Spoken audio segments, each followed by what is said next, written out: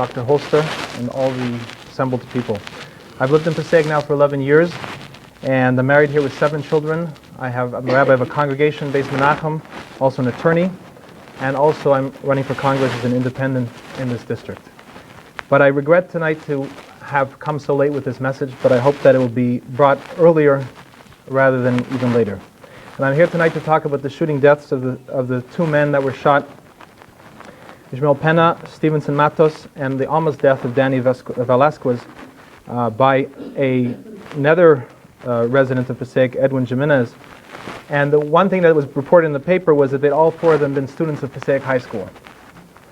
And the question that I ask myself, and I think that we all ask ourselves, is what's going on over here? And it's not for lack of money, it's not for lack of policing. I would suggest humbly that it's for lack of a basic education. Because, my friends, it's not about the math that they learned or didn't learn, it's not about the language that they learned or didn't learn, and it's not about the economics, because poor people are not less moral than anyone else. It's about the fact that they did not receive a basic moral education. And unfortunately, compulsory government education requires that every child attend, for the majority of their day, a place that says that God cannot be mentioned in this place. And there's no prayer allowed here. And I suggest that this is only the tip of the iceberg. According to the numbers that have been provided to me, and the police chief could correct this, but there are approximately 15 police officers necessary to patrol Passaic High School in order that the children should be able to eat in peace and safety. The superintendent was quoted last year in a newspaper article at the time of his stabbing that in his 21 years in Passaic, he's buried 19 of his students. And that doesn't mention how many of his former students were buried, as was buried last week. So this tells me that these children are not receiving a moral education, and the system is failing them, and failing all of us.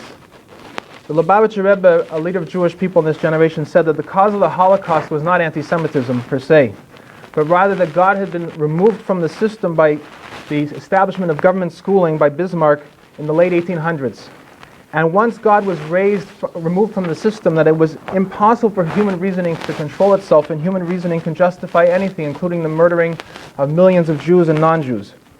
And the Rebbe continued that in America today, the students and the students of Hitler, may his name be erased, are working in America to accomplish the same goal as in Germany by removing God from the schools and from the system.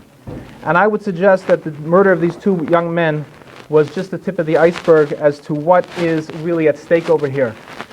These children, the fact that we have law and order is only because the fear of the police officers. If the police officers were to be removed, even temporarily, I suggest that there would be a lot of more chaos in the streets. And that's because these children are not being raised up with the concept of God for all the hours that they sit here. Now, it's not anyone's particular fault, we could say, because the superintendent would say his hands are tied and so forth.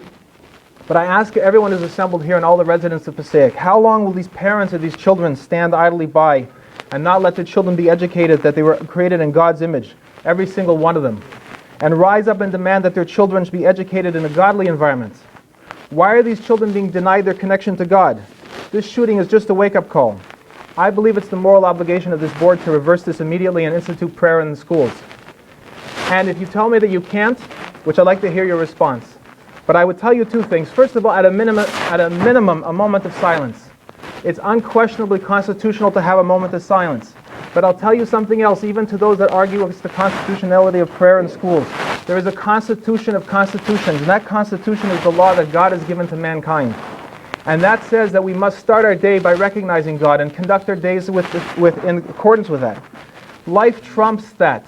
We're now celebrating Black History Month, and if there was a law passed and the Supreme Court ruled that it was legal to have certain people sit in parts of the bus, I can guarantee you that everyone who's listening will be outside demonstrating and doing what was never necessary to overturn that and sit in the front of the bus. So why isn't the same thing happening when God is being removed from the schools? We can see now that lives are at stake, and it is our obligation to do everything possible, and I ask all the parents, challenge the board, and challenge the teachers, and challenge the superintendent in a way of respect, but in a way of challenging, to set forth leadership, that the parents in this demand that their children should be raised according to the way that generations and generations were brought up in a lawful way, in a way of understanding, respect for a fellow man, can only come if you have fundamentally a fear and an understanding that there's a God that has created you, a God that loves you, and a God that overlooks everything that you say and you do. And I'd like to end with a question, if the board could please address that. Thank you.